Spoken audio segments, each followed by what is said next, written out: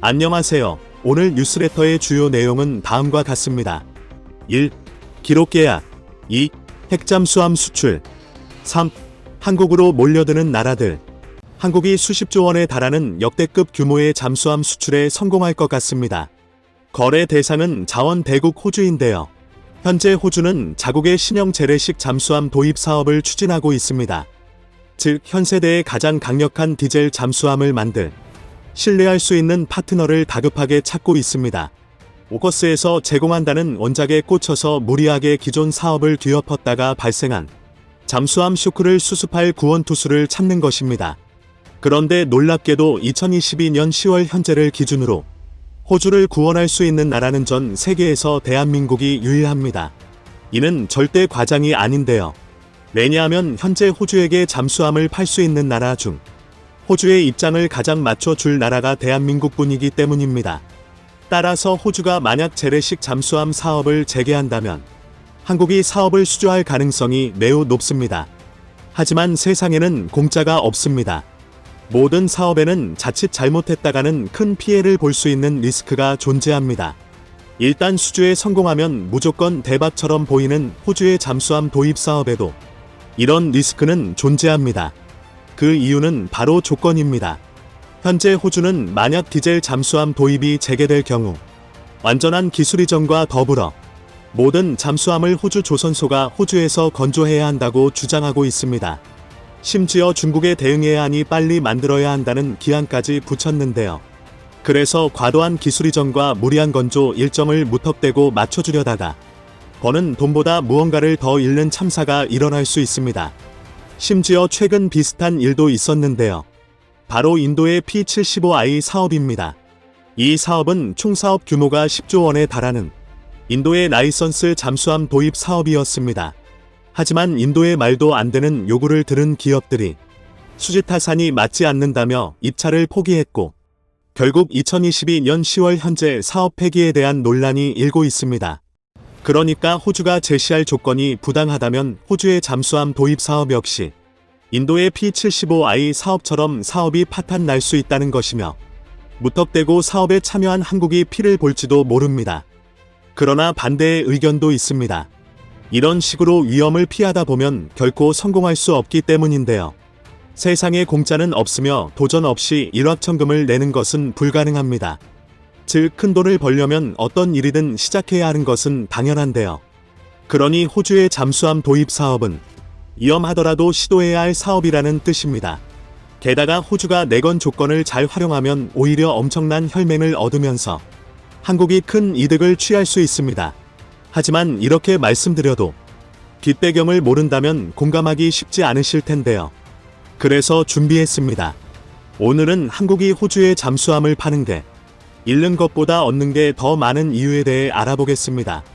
만약 지금 당장 호주가 재래식 잠수함 도입 사업을 재개할 경우 사업에 참여할 수 있는 나라는 크게 세 뿐입니다. 바로 독일, 프랑스 그리고 한국뿐인데요. 이외에도 일본, 스페인, 러시아 역시 사업에 참여할 수 있으나 러시아는 호주의 접선국인데다 지금 전쟁 중입니다. 그리고 스페인은 요구 조건을 만족할 군함을 건조할 수 있는 능력이 없으며 일본은 기술 이전을 하지 않는 것은 물론 도입한 무기의 수리를 일본에 해야 한다는 황당한 조건을 걸어 호주의 관심에서 멀어졌습니다. 그리고 남은 독일, 프랑스 중 프랑스가 제시할 수 있는 유일한 선택하지만 첨단 건조 단가가 3조 원이 넘어 호주가 이전 잠수함 사업을 깨버린 원흉입니다. 따라서 호주는 오직 한국과 독일 중 하나를 선택해야 하는데요. 그러나 독일은 호주가 요구하는 3,000톤 이상의 최신식 디젤 잠수함을 건조한 경험이 없습니다. 수출용으로 설계한 216급 잠수함이 있으나 이는 어디까지나 설계에 그쳤고 실적이 있는 수출용 잠수함이나 독일 해군의 잠수함은 두 되지 않는 소형함입니다. 그러므로 현재 호주가 원하는 잠수함 제공할 수 있는 나라는 오로지 한국뿐입니다. 만약 호주가 이번에 재래식 잠수함 도입을 재개하더라도 이전의 SEA-1000 사업에서 호주가 내건 조건인 기술 이전과 호주 조선소에서 잠수함 생산을 그대로 요구한다면 우리는 이 사업의 최종 후보가 될 확률이 높은데요. 하지만 대한민국은 이 사업 참여를 신중히 할 필요가 있습니다. 바로 비슷한 케이스 중 매우 안 좋은 사례가 있기 때문입니다.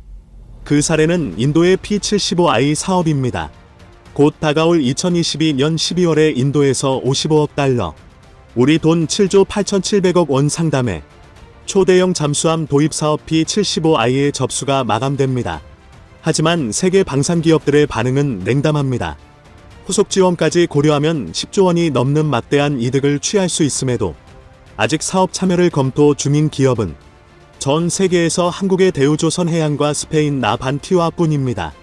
게다가 나빈티와의 경우 인도가 요구한 잠수함 성능과 사업 조건을 충족할 기술이 없으므로 현재 인도와 잠수함 사업을 진행할 수 있는 나라는 한국이 유일합니다. 그리고 모든 조건을 만족한 한국의 DSME도 사업 철수를 검토 중입니다. 평상시 한국 방산기업이 남들이 안 한다는 사업을 도맡으라 성장했다는 것을 떠올려보면 이는 굉장히 이례적인 상황인데요. 그런데 이 사업의 뒷배경을 살펴보면 그럴만하다는 생각이 듭니다. 제일 문제가 되는 것은 요구 성능입니다.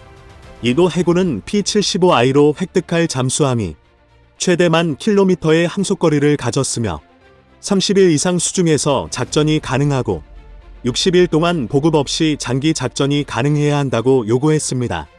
그리고 이 요구 조건을 만족시키기 위해 급속 충전이 가능 고출력 저소음 발전이 리튬 배터리, 첨단 AIP 조건으로 달았습니다.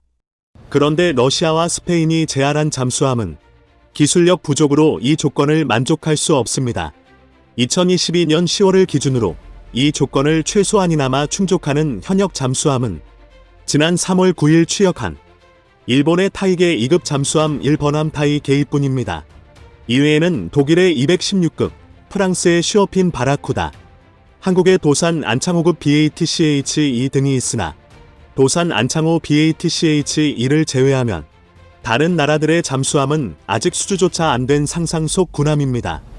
그래서 독일은 설계뿐인 216급이 아니라 216형을 축소해 싱가포르에 수출한 218급으로 사업 제한을 변경하는 일도 있었습니다.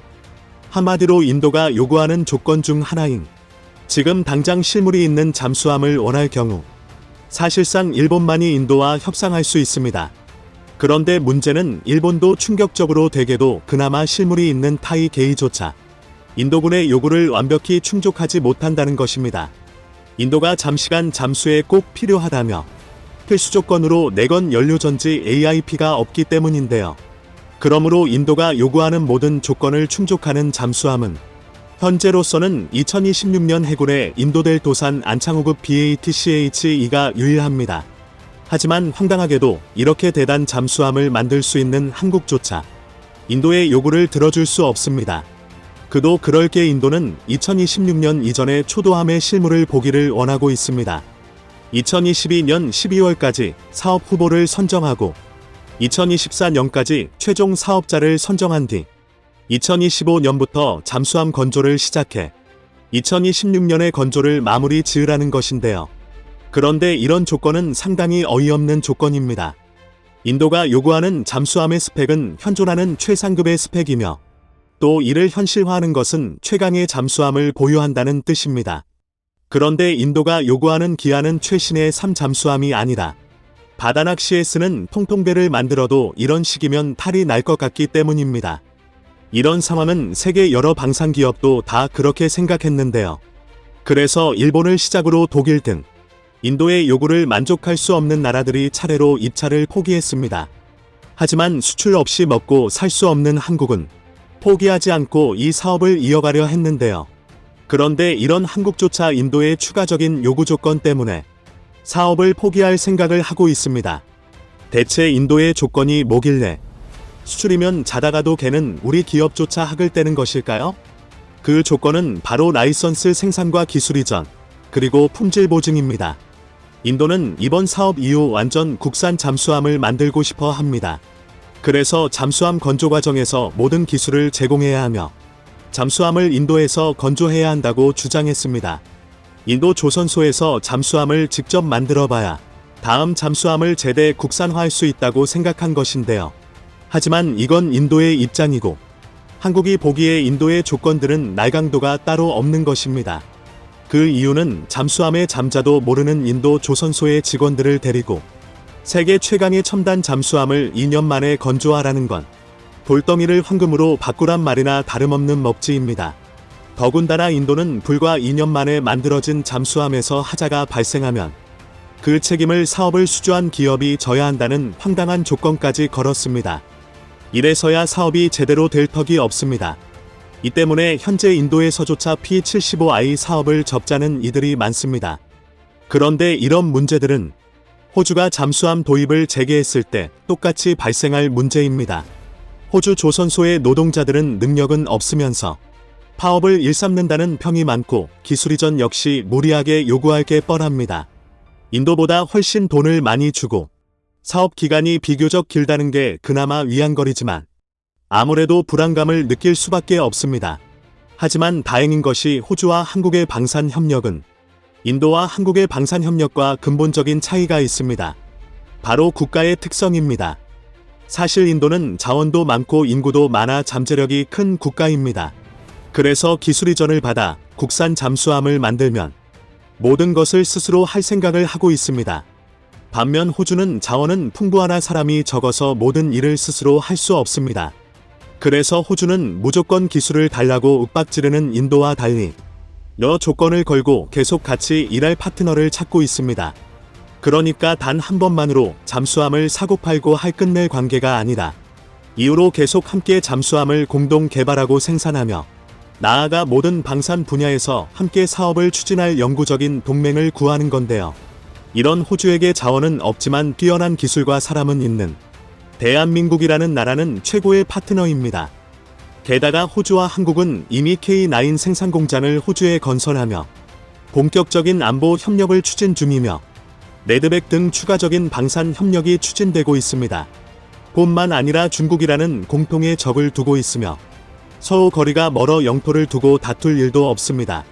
따라서 한국과 호주가 미국이 주도하는 파이브 가이즈처럼 함께 무기를 개발하고 결 생산하는 사이가 된다면 양국 모두 이익을 얻을 수 있습니다. 다시 말해 한국은 자원을 값싸고 안정적으로 공급받을 수 있고 호주는 부족한 인력으로 모든 무기를 개발하려 애쓰지 않고 선택과 집중을 할 수 있게 돼 두 국가가 함께 무기를 도입함으로 개발 실패의 부담을 줄이고 양산 비용을 크게 낮출 수 있습니다. 일례로 만약 호주와 한국이 KF-21N이나 중형항모 도입을 함께 추진한다면 금전적으로는 무죄 손해일 게 뻔한 KF-21N과 중형항모의 도입이 꽤 할만한 사업이 됩니다. 그리고 이런 거래는 앞서 말씀드린 양국의 상황을 따져왔을 때 호주의 지각 변동이 일어나 양국의 위치가 바뀌지 않는 한 수십 년이고 이어질 수 있습니다. 이 정도라면 수십조 원어치 무기를 제값받고 수출하면서 약간의 기술을 이전하는 사업이라면 충분히 해볼 만한 사업이라고 국내군 전문가들은 말하고 있습니다. 그뿐만 아니라 오커스 동맹국들은 중국의 세계 패권 야욕을 한국이 어느 정도 해소해 줄 것이라고 생각하고 있는데요. 이 때문에 한국을 끌어들이겠다며 안간힘을 쓰고 있습니다. 쉽게 말해 잠수함 사업의 조건을 한국이 유리하게 끌고 갈 수 있다는 것입니다. 부디 이 호주의 차세대 잠수함 사업에서 이국의 인플레이션 감축법이 한국의 경제를 휘감고 있습니다. 그동안 동맹이라고 생각해왔던 미국 자국의 경제를 살린다는 명목으로 먼저 미국에 진출한 한국 기업자들에게 난카로 칼날을 겨누고 있는 것이죠. 이미 전기자동차 분야는 그 피해를 실감하고 있으며 반도체 생산 분야도 어두운 그림자가 드리우고 있습니다. 한국산 전기자동차에 대한 보조금 지급을 중단하기로 하면서 미국 내 판매량 감소가 나타나고 있습니다. 실제 지난달 현대자동차그룹의 미국 내 전기차 판매량이 전달보다 급감한 것으로 나타났죠. 지난 4일 현 기아의 미국 판매법인이 집계한 것 나타났습니다. 현대차의 전용 전기차인 아이오닉 5는 13.9% 판매 감소한 것으로 나타났습니다. 기아의 전기차 EV6도 21.7% 감소했습니다. 아이오닉 5와 EVG는 국내에서 생산해 미국으로 수출하는 차종으로 미국에선 2025년 조지아주 서 베너에 신설할 전기차 전용 공장이 완공된 후에야 현지 생산이 가능할 전망인 상황입니다. 전기차같이 새로운 영역에서의 도전은 초기 선점 효과가 중요한데 이런 상황으로 전개되다가 그 기회를 잃을 수밖에 없는 것입니다. 미 정부는 반도체에 관련해서도 미묘하게 한국 업체와 차이를 두고 있는 게 확인되었는데요. 현재 삼성이 미국에 무려 2천억 달러 약 280조 원가량의 투자 로드맵을 발표했고, 이는 텍사스 주지사를 비롯해 해당 지역의 상위 하원 의원들이 매우 흐뭇해한 사안이었습니다. 그 지역에 자금이 들어오게 되며 일자리가 넘쳐난다면 자신들의 정치적 입지도 견고해지기 때문입니다. 그래서 한국의 파격적인 대우를 약속하면서 일단 삼성반도체를 모시기에 성공한 것으로 보였습니다. 그러나 최근 마이크론 역시 미국에 투자를 발표했는데 미정부 태도가 다소 다릅니다. 미정부 고위 관계자는 미 마이크론사는 반도체 과학법으로 절반가량을 지원받게 된다 했는데, 한국에는 이런 말이 없었던 것으로 자칫 또 한국이 현대차처럼 제외되는 게 아닌가 하는 우려가 있습니다. 하지만 미국의 이런 행보는 한국을 더욱더 강하게 만든 기회가 될 것으로 보입니다. 3년 전 한국의 기업들이 일본의 경제제재 상황에서 보여줬듯이 이를 기회로 삼아 새롭게 변화하는 모습을 가질 것으로 판단되고 있기 때문입니다. 먼저 한국 기업들은 이제 미국에 치중하지 않는 모습으로 공급을 다변화하는 기회를 가질 것으로 생각됩니다. 정확히 말해 미국과 적대국이 아닌 국가들에 투자하여 새로운 활로를 개척한다는 것이죠. 이는 한국 기업들이 글로벌 다변화 현재보다 더욱 진행해 나간다는 것으로서 미국과도 오방인 국가에 분산 투자하는 전략을 대거 펼쳐나간다는 것입니다. 특히 현재 말레이시아와 인도는 한국에게 매우 친기업적인 대우를 약속하며 다가오고 있습니다. 먼저 말레이시아는 미국 IRA로 인해 힘들어하는 한국의 첨단 분야의 유치를 원하고 있습니다. 미국에서 고생하지 말고 말레이시아에서 투자를 늘려달라는 것이죠. 우선 말레이시아 정부는 한국의 반도체 주요 장비나 부품 등을 수입할 시 세제 혜택을 적용하면서 반도체 강국인 한국이 말레이시아에 입점하기를 강력하게 원하는 것으로 전해지고 있습니다. 특히 말레이시아는 이미 동남아에서 반도체를 상당히 공급하고 있는 국가로 허브 역할을 하고 있는데, 한국이 이를 적극적으로 이용해 달라는 것입니다. 또한 전기차 배터리 분야도 중요합니다. 삼성 SDI는 지난 7월 말레이시아에 1.7조 원을 투자해 원통형 배터리 공장을 증설한다고 밝혔습니다. 이미 말레이시아 1공장에서 생산 중이며, 이 물량은 독일이나 한국 전기차 브랜드 등에 수출 중이고, 이제 2공장을 증설하는데 강력한 전기차 브랜드 테슬라에도 납품할 수 있다는 계획을 가지고 있습니다. 다음은 인도입니다. 인도는 14억이 넘는 인구를 가진 엄청난 시장을 가진 국가로서 중국 다음 미국 위의 인구를 보유하고 있죠. 그래서 그 가능성이 매우 높게 점쳐지고 있는 국가입니다. 하지만 미국과 중국과 달리 인도는 반도체 분야 등에서 설비 능력이 매우 낮은 상황이기도 합니다. 이런 상황에서 미국이 주도하는 칩이나 동맹이나 중국의 반도체 굴기에 긴장할 수밖에 없는 상황이기도 하죠. 자칫하다 반도체 분야에서 도태될 수 있다는 두려움이 있는 것입니다. 그래서 최근 인도 정부는 약 300억 달러를 긴급 편성하고 반도체 클러스터 조성에 나선 상황입니다. 이미 대만의 폭스콘도 인도로 옮겨 약 30조 원을 투자하기로 결정한 상황인데요. 그리고 한국의 삼성에게도 이미 입점 요청이 들어와 있는 상황이죠. 인도의 타밀나두주 총리는 타밀나두주 삼성전자 반도체 공장 건립을 요청하고 필요한 것은 모두 들어주겠다고 한 상황입니다. 반도체 산업을 위해 삼성을 인도로 영입할 수 있다면 중국과 경쟁해야 하는 인도의 입장에서는 매우 행복할 수 있다는 것입니다. 더 나아가 인도 정부의 투자와 폭스콘의 30조 원의 투자를 통해 내수 시장이 커지고 수요가 많아진다면 새로운 전환점이 될 수도 있는 상황입니다. 이미 폭스콘은 인도로부터 50%의 보조금을 받기로 약속이 되어 있죠. 이러다 보니 삼성도 더 늦기 전에 인도가 호의적으로 다가오는 상황을 고려해 볼 수 있을 것입니다. 결국 한국을 포함한 동맹자들에게 본인의 마음대로 행동하는 미국 정부에 대해 관계자들은 이런 상황이 지속되면 바이든 정부의 IRA 정책이 실패할 가능성이 매우 크다고 하고 있습니다. 전문가들은 미국 정부가 자국 산업을 보호하겠다는 이유로 미국 내 생산을 강조할수록 미국 내 생산 단가는 크게 올라가게 될 수밖에 없다고 합니다. 또한 중국을 너무 배제하는 것도 문제가 있다고 합니다. 배터리가 중요해지는 상황에서 지금까지 중국이 자국의 환경오염을 감수면서도 생산하는 니켈 배터리 원료를 과연 누가 하겠냐는 것입니다. 유럽은 친환경주의라 손도 안 댈 것이고, 미국은 환경단체의 반대로 희토류가 많아도 되지 않고 있을 정도입니다. 따라서 바이든 재선을 위한 법안이 다소 급조되어서 실패할 가능성이 매우 높다는 것이죠. 또한 만약 정책대로 된다고 하더라도 미국 내 전기차 각종 첨단 제품 가격이 급히 치솟을 것이기 때문에 결과적으로 미국 소비자들이 그 부담을 가져가게 된다는 것입니다. 결국 이에 불만이 폭발한 미국인들로 인해 IRA 법은 대중의 지지를 잃어갈 것이며 이대로 흐지부지되어 실패할 가능성이 크다는 것입니다. 현재 미국의 이런 정책에도 불구하고 친환경차 개발 생산은 한국 경제를 이끌고 있습니다. 전 세계가 친환경차 비중이 커지면서 지난달은 역대 월 수출액 중 두 번째 많았고 3개월 연속 40억 달러를 넘겼습니다.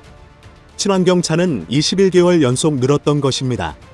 주요 시장인 북미 수출액이 22억 6천만 달러로 작년보다 70%나 증가했죠.